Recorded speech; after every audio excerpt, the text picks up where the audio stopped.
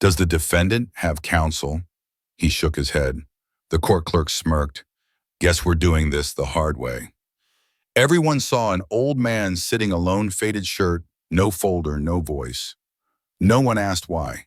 But right as the bailiff approached, the courtroom doors opened, and a man in full uniform walked in. He didn't speak. He just sat beside him, and the room went silent.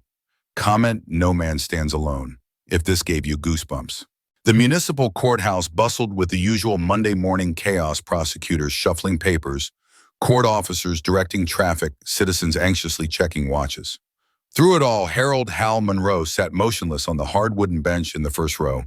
His weathered hands, spotted with age and scarred from decades of labor, remained folded in his lap. At 74, Hal had long since stopped expecting much from the world. His apartment above Donovan's hardware store was small, but sufficient a place to sleep, to keep his few possessions, to watch the alley below where he swept leaves every Saturday morning. The store owner let him stay at reduced rent in exchange for keeping the back entrance clean. An arrangement of mutual respect, if not friendship. 2 months earlier, Hal had been doing just that sweeping when he heard the crash. A teenage boy had attempted to jump between dumpsters, missed, and fallen hard. Blood pooled beneath the boy's head as Hal approached. Without hesitation, he'd pulled the clean handkerchief from his pocket, applied pressure to the wound, and used the store's landline to call 911. His voice had been steady as he gave precise directions to the dispatcher. When paramedics arrived 12 minutes later, they found Hal still kneeling beside the boy, speaking quiet reassurances while maintaining pressure on the wound. He never expected gratitude. Certainly never expected a summons. The boy's parents, hearing only that a strange man had been found with their injured son in an alley, pressed charges for assault and unlawful detention. No one bothered checking the security footage properly. No one interviewed Hal. The public defender's office, overwhelmed as usual, failed to send anyone to his preliminary hearing.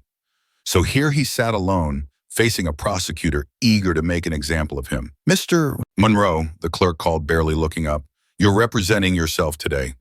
"Yes, ma'am," Hal answered softly. "You'll need to speak up for the record." "Yes, ma'am," he repeated, slightly louder, but still gentle. From the back, someone snickered. "Old guy probably doesn't even know where he is." The judge entered and the room rose. Judge Harmon, known for running an efficient courtroom, glanced at the docket with mild irritation. "Case number 47B, Mr. Monroe, does the defendant have counsel?" Hal stood straight back despite his years. "No, Your Honor." "Do you wish to delay proceedings to secure representation?" "No, Your Honor. I'm ready." The court clerk smirked at the prosecutor. "Guess we're doing this the hard way." The judge sighed. "Very well. We'll proceed with arraignment," and the heavy oak doors at the back of the courtroom swung open with a decisive crack. A tall man in a crisp army dress uniform, medals glinting under fluorescent lights, strode purposefully down the center aisle. His posture was perfect, his gaze unwavering. Without a word, he walked to the defendant's table, set down a leather portfolio, and sat beside Hal. The silence that followed was absolute. Judge Harmon recovered first, clearing his throat. "Sir, this is an active proceeding. Are you representing the defendant?" "Yes, Your Honor." The colonel's voice carried the natural authority of command. "And you are Colonel Jonathan Reese, retired Judge Advocate General's Corps. I'm cleared to represent veterans in open court throughout this jurisdiction." The prosecutor, a young woman with a carefully constructed demeanor of efficiency, stood.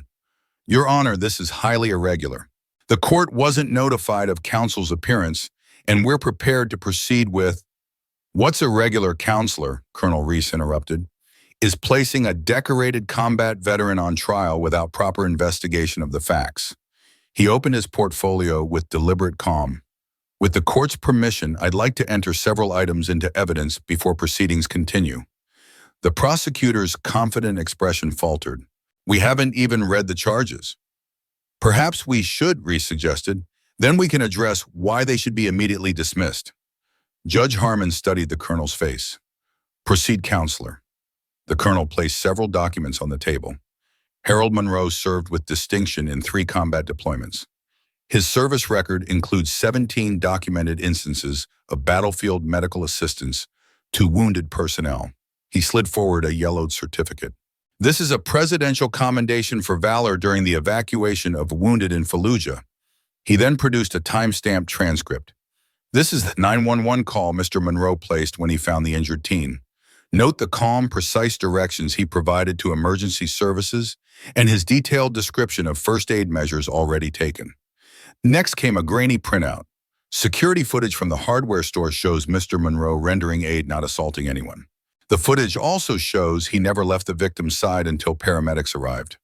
The colonel turned slightly. Your Honor, Mr. Monroe didn't detain anyone unlawfully. He saved a young man's life using medical training that once saved American soldiers. From the gallery, a woman's voice broke the silence. We didn't know. All heads turned to see a couple in their 40s, the boy's parents seated in the third row. The mother's eyes glistened with tears. We were just told someone was holding our son in an alley. The father explained, his voice unsteady. Nobody mentioned first aid or 911. Colonel Reese nodded respectfully toward them. Your concern for your son is understandable. The failure lies elsewhere. His gaze shifted pointedly toward the prosecutor's table. Throughout this exchange, Hal remained silent, eyes forward, hands still folded in his lap. Only the slight straightening of his shoulders betrayed any reaction. The judge studied the documents before him. Ms. Pearson, he addressed the prosecutor. Given this evidence, how does the state wish to proceed? The prosecutor, now visibly uncomfortable, hesitated. In light of new information, the state requests a brief recess to review. Denied, Judge Harmon said flatly. Colonel Reese, anything further before I rule? The colonel turned to Hal. Permission to stand beside you, Sergeant. For the first time, Hal's expression changed, a flicker of long-forgotten pride crossing his weathered features. He nodded once. Both men rose to their feet. All charges are dismissed, Judge Harmon declared, with prejudice. The gavel's sharp crack echoed through the courtroom, but few people moved. The moment hung suspended, a tableau of justice delayed, then suddenly, unexpectedly, delivered. The boy's parents approached Hal, first embarrassment and gratitude warring in their expressions. Mr. Monroe, the father began, extending his hand. I don't know how to apologize for— No need, Hal interrupted gently. Your boy all right? The mother nodded, tears flowing freely now. The doctors say if he hadn't received immediate pressure on that wound— She couldn't finish. We misunderstood everything, the father continued. When the police called, they just said someone was holding Eric in an alley. We panicked. Colonel Reese's voice carried a carefully measured understanding. Unfortunately, miscommunication is common in emergency situations. The true failure was in the system's response afterward. When a small crowd had gathered, court employees, other defendants waiting their turn, even the prosecutor who now stood awkwardly at the edge of the group. A reporter who had come for a routine court story approached, notebook in hand. Sir, I'm with the Chronicle. Would you mind explaining what happened here today? Colonel Reese stepped slightly forward. What happened is that the justice system nearly failed a man who never failed his country. His name is Harold Monroe. And you all owe him more than silence. Camera phones clicked as the colonel continued. Sergeant Monroe saved lives in combat and continued saving lives as a civilian. Instead of recognition, he received a summons. The reporter turned to Hal. Mr. Monroe, why didn't you ask for help when this started? Hal's voice remained soft, but his words carried. Didn't think anyone would come. Why not? A shadow crossed his face. Because the last time I asked, they never showed. The room fell silent once more, the weight of his words hanging heavy in the air, a quiet indictment of promises made to veterans and then forgotten. Colonel Reese placed a hand on Hal's shoulder. Well, I'm here now. By evening, what had begun as a routine misdemeanor case transformed into something else entirely. Local news led with the story not of a guilty verdict, but of an old veteran, once forgotten, now honored in open court. Veterans groups across the county shared the story online. By morning, it had reached the state capitol. 1 week later, a polished sedan pulled up outside Donovan's Hardware. A woman in a tailored suit climbed the narrow staircase to Hal's apartment and knocked firmly. Mr. Monroe, I'm Angela Winters from the mayor's office. Hal opened the door cautiously. The city council held an emergency session yesterday, she explained. We're establishing a veterans legal aid initiative effective immediately. Free representation for any veteran facing legal challenges. She handed him an official envelope. In your name, sir. Hal accepted it wordlessly, his weathered hands trembling slightly. 3 days later, Judge Harmon issued a courtroom directive. A plaque appeared beside the first bench in the gallery. The Monroe bench, for those who waited alone. The directive stated that once yearly on the anniversary of Hal's case, one chair would remain empty during proceedings, a reminder of justice delayed and the cost of indifference. Not because Hal needed the reminder, but because the system did. Hal resumed his Saturday routine, sweeping the alley behind Donovan's Hardware, nodding to passersby, folding the store's flag at closing time. His life continued in its quiet rhythm of simple service.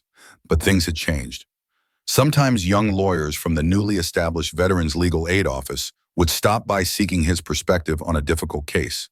They brought coffee and listened more than they spoke. A junior attorney who introduced himself simply as Reese's son volunteered at the clinic across the street every Thursday. He began each case with the same word for the man who stood alone but never should have. Hal never sought attention, never leveraged his unexpected moment in the spotlight. He simply continued as he always had, with quiet dignity and without complaint. 4 years after the trial, Hal passed away in his sleep. The funeral, arranged by the local Veterans Affairs office, drew an unexpected crowd. 6 rows filled with people whose lives he had touched, some knowingly, others through the ripples of change his case had created. In the front row, one chair remained conspicuously empty. Draped in a neatly folded American flag, it bore a handwritten card, reserved just in case he needs someone beside him. Colonel Reese spoke only briefly at the service. Harold Monroe never asked to be a symbol. He simply did what was right in war and in peace. The greatest honor we can offer him isn't empty chairs or bronze plaques. He paused, surveying the gathered faces. It's making sure no one else stands alone. Subscribe to Wounds and Honor if you believe silence is never the same as weakness.